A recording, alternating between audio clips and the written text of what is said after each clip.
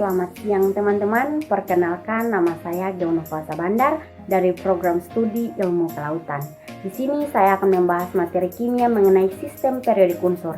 Dan di materi sistem periodik unsur ini terbagi menjadi 3 bagian, yaitu yang pertama, konsep dasar klarifikasi unsur, yang kedua, hubungan antara konfigurasi elektron dan tabel berkala, dan yang ketiga adalah sifat periodik unsur. Sistem periodik unsur adalah susunan unsur-unsur berdasarkan nomor atom dan kemiripan sifat-sifatnya.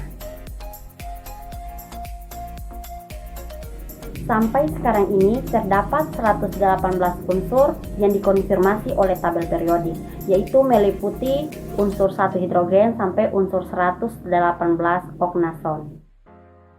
Dengan penambahan terbaru yang dikonfirmasi oleh IUPAC pada tanggal 30 Desember 2015. Di alam semesta ini banyak sekali ditemukan unsur, baik unsur alami maupun unsur buatan manusia. Untuk memudahkan pengklarifikasiannya, maka penyusunannya dibagi dalam golongan dan periode unsur. Materi pertama yang akan saya bahas di sini adalah konsep dasar klarifikasi unsur. Pada akhir abad ke-18, mulai dari tabel periodik Lavoisier hingga tabel periodik modern. Pada awalnya terdapat 20 unsur dan digolongkan menjadi 2, yaitu unsur logam dan unsur non-logam. Dasar unsur-unsur kimia berkembang pesat saat ditemukannya teori atom oleh John Dalton. Bahkan sebelum itu, yaitu sekitar tahun 330 sebelum Masehi, Plato mengemukakan 4 elemen, yaitu bumi, air, udara, dan api. Namun, konsep tersebut tidak menjelaskan unsur secara keseluruhan. Berikut ini adalah perkembangan dasar pengelompokan unsur kimia. 1. Tabel periodik Lavoisier. Seorang ilmuwan kimia asal Prancis, Antoine Lavoisier, mengemukakan ada 33 unsur kimia yang dibagi ke dalam 4 golongan pada tahun 1869. Golongan-golongan tersebut adalah gas, logam, non-logam, dan tanah. Yang kedua adalah triade de Brenner yang mengemukakan bahwa adanya hubungan antara sifat unsur dengan atom. De Brenner disusun berdasarkan kenaikan massa atom relatifnya. De Brenner adalah penyusun tabel periodik berdasarkan berat atom. Namun, De Brenner masih memiliki kekurangan, yaitu kemiripan tidak terjadi pada 3 unsur dalam suatu triade. Contohnya adalah unsur klorin yang mirip dengan triade 4. 3. Cara Chancourtois. Pada tahun 1862, ahli geologi Prancis ini mengelompokkan unsur-unsur kimia berdasarkan kenaikan berat atom. Yang keempat yaitu hukum Octave-Newlands.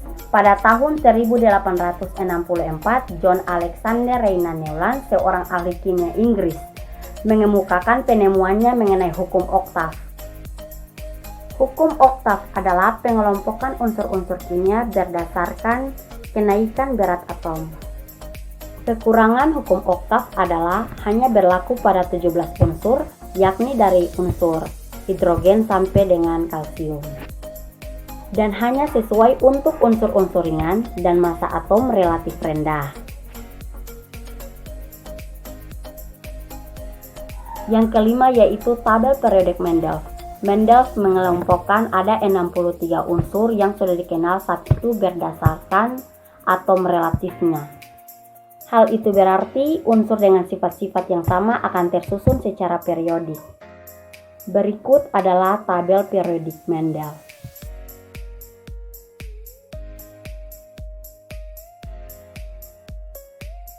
Kekurangan pada tabel periodik Mendel adalah belum ditemukan unsur logam dan non-logam, serta panjang periode tidak sama dan tidak diketahui.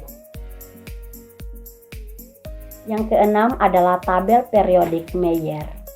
Tabel periodik Meyer disusun berdasarkan valensi dalam bentuk tabel dan merupakan pengembangan dari grafik hubungan antara volume dengan berat atom.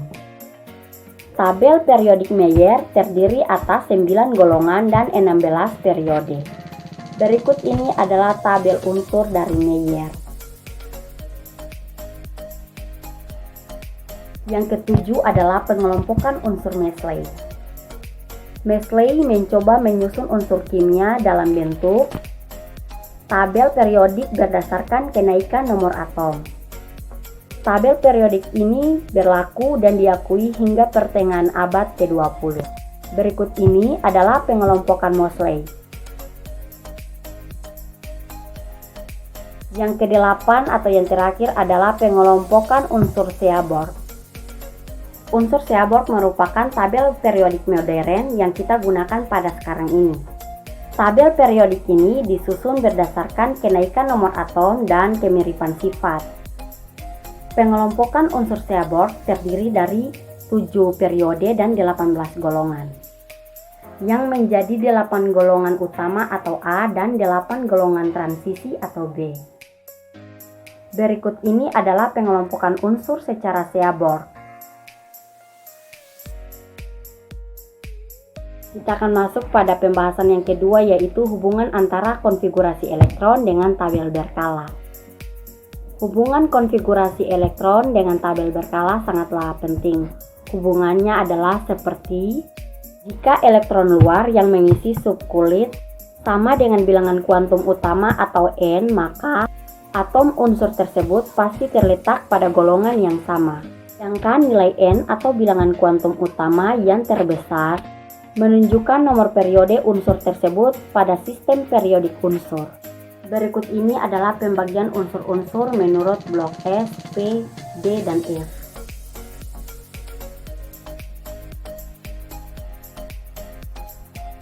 Materi yang ketiga adalah sifat periodik unsur.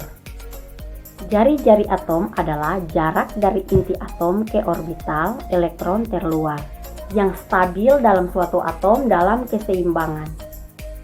Jarak tersebut dapat diukur dalam satuan pikometer atau angstrom.